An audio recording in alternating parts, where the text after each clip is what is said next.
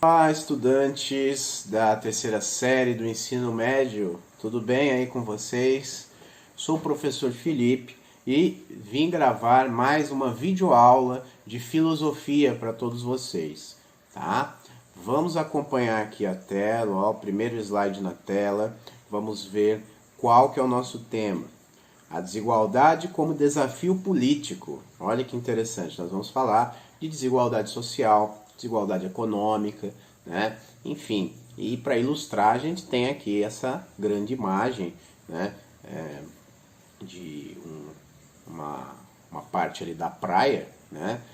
Do litoral, né? Com vários apartamentos, né? Apartamentos até interessantes, né? Talvez de valor até um pouco alto, né? Ali na praia, e atrás dela um grande morro com várias casas, uma grande comunidade, uma grande favela, né, ali atrás, né, que certamente contém, né, moradores de renda muito menor, né, do que esses moradores aqui dos apartamentos praianos, né, ou praieiros, sei lá, enfim. Tá? Então nós vamos falar um pouco dessa desigualdade que se apresenta como um grande desafio político aqui para nós brasileiros, tá bom? Vamos para o próximo slide. Vamos continuar aqui na linha de pensamento. Ó. Diferença, né, entre desigualdade natural e desigualdade social, segundo o filósofo aqui, Rousseau, né, filósofo francês, iluminista, Jean-Jacques Rousseau, né, que a gente está vendo aqui muito, aliás, nós estamos falando aqui várias vezes dele, é um filósofo que nós vamos usar muito na vida ainda, né? Então vamos ver aqui, ó, diferença entre desigualdade natural e social. A desigualdade natural, para o Rousseau, o que é? Força física, abrange, né? O que abrange? Abrange a força física, né? A desigualdade natural. Saúde, idade e até mesmo qualidade do espírito, né? Seria uma espécie de personalidade, né? Desnecessário preocupar-se com a origem dessa desigualdade, pois é natural. E o que vem da natureza já está justificado. Né? Então é aquela conversa mais ou menos assim, né, gente? Aquela ideia mais ou menos assim de que biologicamente, né, nós somos diferentes mesmo também. Nós temos as nossas diferenças. Uma pessoa tem uma complexão física maior, outra menor, né? Uma tem mais força, outra menos força. Isso é normal, é biológico, né? É a desigualdade natural. Para o Rousseau, isso é perfeitamente normal, ok? Agora, a desigualdade social. Vamos entender o que é a desigualdade social aqui. Também chamada moral, né?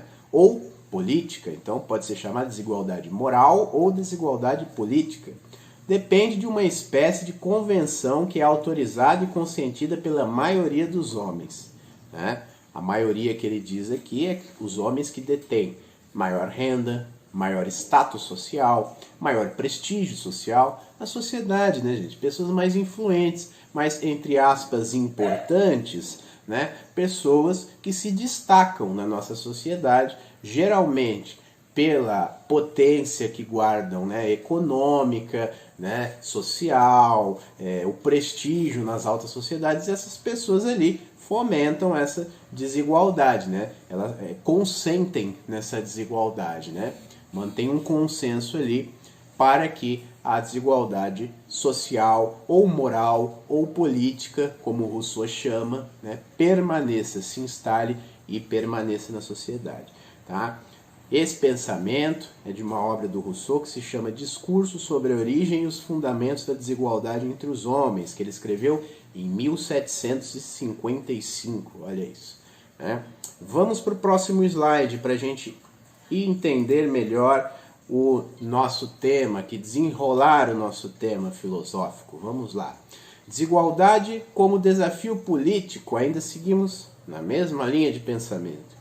Hoje, entende-se desigualdade social como a diferença existente entre as diferentes classes sociais, levando-se em consideração fatores econômicos, educacionais e culturais. Então veja, gente, veja bem, hoje o conceito aí do Rousseau deu uma modificada, digamos assim, né? Hoje a desigualdade social ela é bem definida.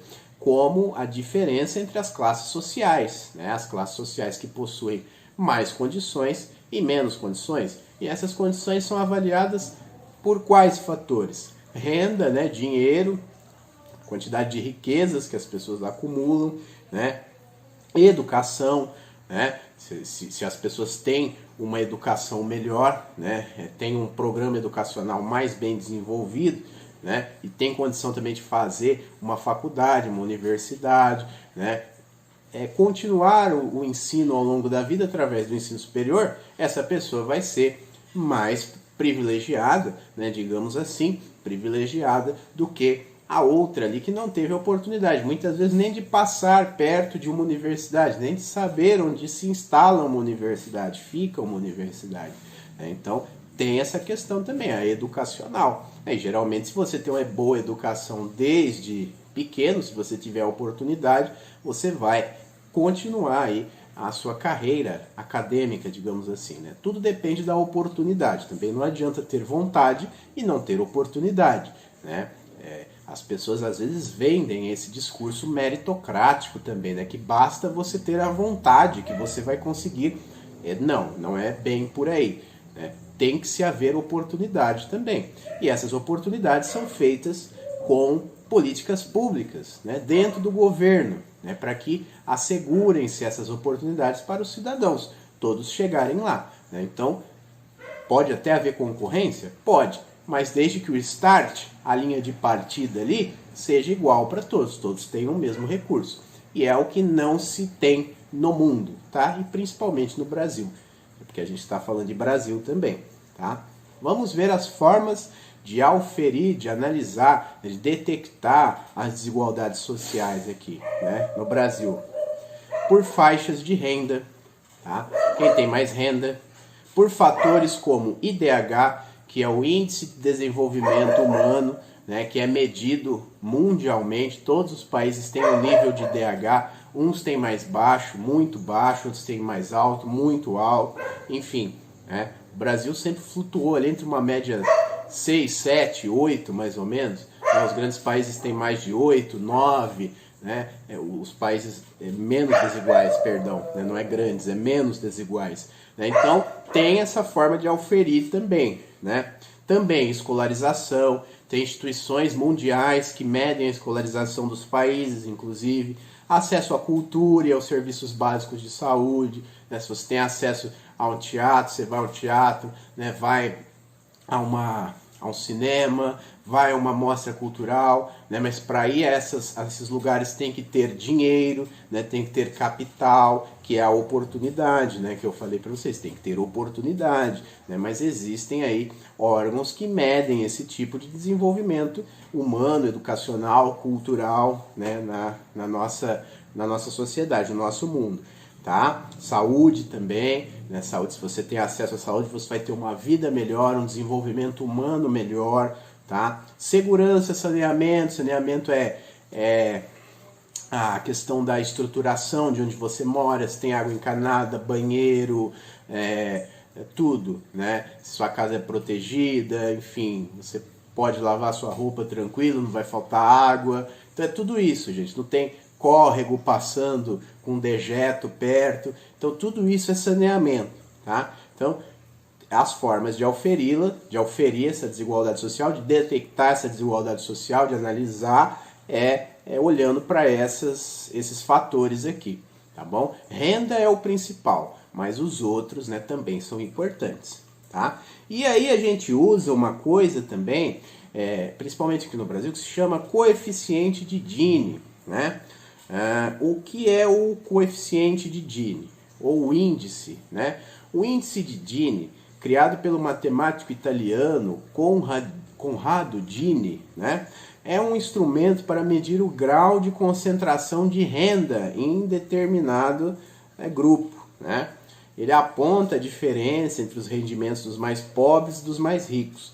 Numericamente, ele varia de 0 a 1, né? Alguns apresentam de 0 a 100, mas geralmente é de 0 a 1. Né? O valor 0 representa a situação de igualdade, ou seja, todos têm a mesma renda, 0. O valor 1, né, ele está no extremo oposto, já é diferente, isto é, uma só pessoa detém toda a riqueza. Na prática, o índice de Gini costuma comparar os 20% mais pobres com os 20% mais ricos. No relatório de desenvolvimento humano, né, de 2004, por exemplo, elaborado no Brasil, ele aparece com um índice de 0,591, né, quase lá no final da lista de 127 países. Então, em 2004, por exemplo, o Brasil estava lá, né, atrás na lista do Gini, aqui do desenvolvimento, do índice de Gini. Né? Então, o Brasil estava bem ruim ainda em 2004, por exemplo. Tá? E agora a gente foi entendendo melhor como que funciona, tá bom? Então ele varia aqui de 0 a 1, né? O 0 sendo a completa igualdade, como se toda a população recebesse o mesmo salário, é o ideal ali, né? O completa igualdade, e o 1 é a completa desigualdade, então é um oposto e outro, né? Como se a pessoa recebesse todo o rendimento de mais nada recebesse. Então é mais ou menos isso. Uma escala entre 0 a 1, e ali vai ser medido o índice em que o grupo está inserido, tá bom? Vamos para o próximo slide, para a gente conhecer melhor isso. Analisar um gráfico aqui, né? Identificar um gráfico, né? De desigualdade, do índice de Gini no Brasil. Aqui vocês têm a foto do Conrado, né? O italiano que fez, né? O matemático italiano que desenvolveu esse método, tá? Ele era matemático, estatístico e demógrafo também, né? Então o cara mexia com bastante estatística, dados, né? Coletava e formou aqui esse método de auferição, né? Auferir a desigualdade, né? Então aqui vocês podem ver, né, que em 2012, né, o Brasil aqui foi descendo mais próximo, né, da igualdade, né? Mas é dividido por região, né? Você vê aqui que tem a região centro-oeste, sul, sudeste, noroeste, nordeste, né? Nordeste, norte, perdão, e o pontilhado azul é o Brasil, né? Então vamos ver o pontilhado azul aqui, né, que é o Brasil todo, né? A partir de 2012 estava, né, melhorando aqui o índice de Gini, né, se aproximando mais do zero, que é a igualdade ideal, né, para o índice, e a partir aqui de 2015, mais ou menos, sobe mais um pouco, né, 2018, 2019, né, já vai piorando também a situação, né, e é um pouco, vocês veem que tem um pouco de instabilidade, né, cada período ali é um pouco diferente, porque a situação do país também vai mudando, né, gente? As coisas vão sendo desenvolvidas de outras maneiras, os governos vão sendo modificados também, e a população, logicamente, vai sendo assistida, né, de várias maneiras, de outras maneiras. Então, por isso que ele varia. Mas, olha aqui, ó, nós tivemos um período de bastante queda, né, que é bom. A queda, nesse caso, é bom, porque se aproxima mais do zero, né, e mais da igualdade propagada aqui pelo coeficiente de Gini, tá bom? Então é isso, mais ou menos. Eu sei que o assunto é um pouco complexo. Se vocês não entenderem esse coeficiente aqui, esse método de análise ainda, me chamem, por favor, tá? Me contatem no meu WhatsApp, YouTube, enfim, Instagram, Facebook, que eu explico melhor para vocês. Vamos para o próximo slide. Ó, a gente vai ver aqui detalhadamente o índice de Gini no Brasil. Em 2012 foi 0,540, ou seja, ali no meio, né, entre 0 e 1, é o 0,5. Né, aí foi descendo, 2015, 0,524, né, em 2015 já desceu. E em 2018 subiu para 0,539, e em 2019 ainda mais, 0,543. Então o Brasil está ali naquela metade ruim, né, uma metade que está mais para o lado, né, da desigualdade do que da igualdade, né, para o índice de Gini, tá bom? Então vamos para o próximo slide para a gente fazer uma reflexão aqui, ó. A gente vai ver entender aqui um dado, né, e fazer uma reflexão. Isso aqui é da ONU, ó, Organização das Nações Unidas, né, que é uma liga, né, uma organização com vários países, né, do mundo inteiro, que se reúnem ali para discutir as questões mundiais. E desigualdade, pobreza, fome, miséria, desemprego, né, violência, educação, saúde, são coisas que interessam muito o mundo, né? Então a ONU lança às vezes esses estudos aqui. Vamos ver aqui, vamos entender, ó. 10% mais rico dos trabalhadores brasileiros concentram 41% de toda a renda salarial. Então olha só, 10% dos trabalhadores. Vamos supor que tivéssemos 100 trabalhadores. É uma situação hipotética totalmente fora da realidade, mas para vocês entenderem a porcentagem. Vamos supor que o Brasil tivesse apenas 100 trabalhadores. Então 10%. 10 trabalhadores apenas, né, desses 100, concentram concentram 41%, né, de toda a renda distribuída para os trabalhadores. Então vamos imaginar, vamos continuar a linha de raciocínio. Imaginemos que os trabalhadores sejam 100. 10% são 10 trabalhadores. Vamos imaginar que a renda seja R$1.000, tá? Então 41% seria R$410 ali. Então olha só, metade da renda praticamente fica apenas na mão de 10 trabalhadores, que é os que ganham mais, entendeu? 10 pessoas ali é que detém R$410 de um total de 1.000, que é para distribuir para mais 100, para distribuir para o total de 100 pessoas. 10 já tem 410 garantido. Agora esses 590 que sobraram vai ter que ser redistribuído para 90 pessoas, entendeu? Então veja isso, olhe como a desigualdade ela é gritante. E aí você tem que fazer uma escala maior aqui no Brasil, né? Porque não são só 100 trabalhadores, como eu disse, né? Isso era um exemplo totalmente fora da realidade para vocês entenderem melhor.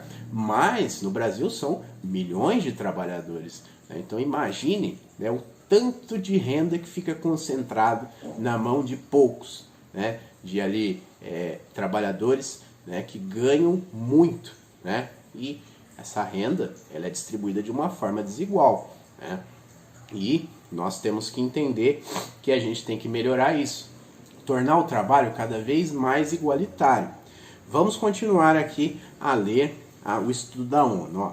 Abre aspas. Os 10% mais pobres precisariam trabalhar mais de 3 séculos para ganhar o mesmo que os 10% mais ricos ganham em um ano. A pessoa não tem, a vida dela acabou, né? 3 séculos, ninguém tem 3 séculos de vida, 300 anos de vida. Mas para acumular, né, ganhar o que os 10% mais pobres dos trabalhadores brasileiros, né, para ganhar, né, o mesmo que os 10% mais ricos ganham em um ano, teria que trabalhar 300 anos. Olha isso, gente. É impossível. Então veja, é impossível do que está lá embaixo chegar lá, né? Porque ele não tem nem mais vida, né? Nem mais anos de vida para trabalhar, para acumular esse dinheiro, né? E é para ganhar o que ganham em um ano, hein? Só um ano. Imagine a pessoa passando a vida inteira assim, né? Nessa forma desigual. Acompanha comigo aqui, ó. Afirma Roger Gomes, economista do Departamento de Estatística da OIT.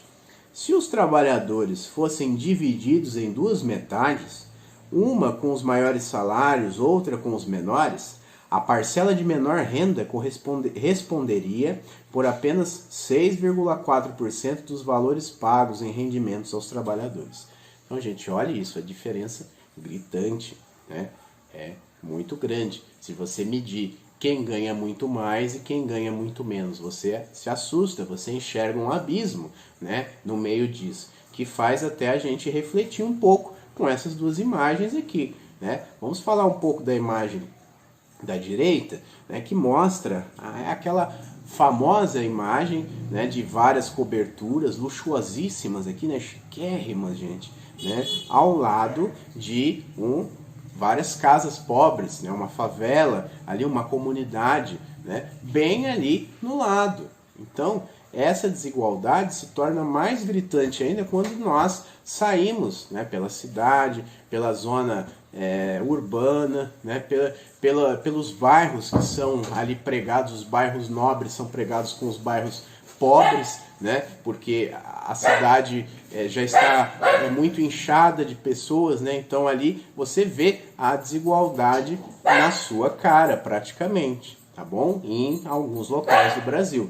E essa foto aqui, ela é muito famosa por isso, tá bom? Outra coisa que a gente pode analisar é essa charge aqui, né? A charge aqui do lado, né? Que tem um pai, né? Ali do lado de um filho, e o filho dizendo, né? Para o pai: pai, eu quero morar naquele mundo, né? Os dois aqui moram num barraco, né? Num local insalubre, sem saneamento básico, né? Numa casa minúscula para os dois, né? E o filho ali: pai, eu quero morar naquele mundo, apontando para os grandes prédios, as grandes cidades. Ali tem grandes coberturas, também pessoas muito mais abastadas que fazem parte desses, digamos assim, 10%, né, que ganham muito mais do que esse pessoal aqui que às vezes junta reciclável, né, junta ferro velho, não tem às vezes nem um salário fixo, gente. Então olha só como a desigualdade é gritante. E se você for analisar isso em proporções grandes, como o Brasil permite, porque é um país continental, um país gigante, né, você se assusta ainda mais, porque os números não mentem, os números formam um abismo gigantesco entre essas duas realidades, né? Entre os mais ricos, a porcentagem dos mais ricos, e a porcentagem dos mais pobres, tá bom? Então é isso que a gente precisa combater, no mínimo, para dizer isso. A desigualdade social, ela deveria ser erradicada, mas nós sabemos que isso não vai ser possível em um curto espaço de tempo. Então a gente tem que diminuir ela cada vez mais. E como se faz isso? Com políticas públicas, né? Os governantes aplicam as leis, né? A população tem que participar disso também. Então, tudo isso tem que ser feito em conjunto, entre governo e população, no desenvolvimento de política pública para assessorar as pessoas que estão em condições mais desiguais, tá bom? Vamos para o próximo slide, para a gente fechar o nosso pensamento aqui, tá? Vamos falar aqui de uma obra que é sensacional, uma obra que é de suma importância, né, para entender a realidade e a desigualdade no Brasil, que se chama A Elite do Atraso, do sociólogo e professor Gessé de Souza, né? Grande Gessé Souza, que é um grande sociólogo brasileiro, tá? E ele fala, né, explicita isso nessa obra, A Elite do Atraso, né, explicita como que essa desigualdade social, né, é produzida por uma elite que domina o país, né? Lembra lá dos 10% dos mais ricos, né? Uma elite que domina o país, controla a política, controla a justiça, controla os órgãos do país, né? E não desenvolve o país de maneira satisfatória, né? Tem, né, digamos assim, um ranço, né? Um pensamento destrutivo em relação aos mais pobres, né? Querem que o país só avance, né, desde que eles fiquem cada vez mais ricos, né? Então é isso, a elite do atraso é isso, é a elite que não desenvolve o país, né, para pelo menos a maioria da população, também para os mais pobres. É aquela elite que quer ficar com toda a parcela das riquezas praticamente, né? Quer adquirir todo o quinhão para ela, né? Então vamos ler aqui esse textinho para a gente entender melhor. Quem é a elite do atraso? Como pensa e age essa parcela da população que controla grande parte da riqueza do Brasil?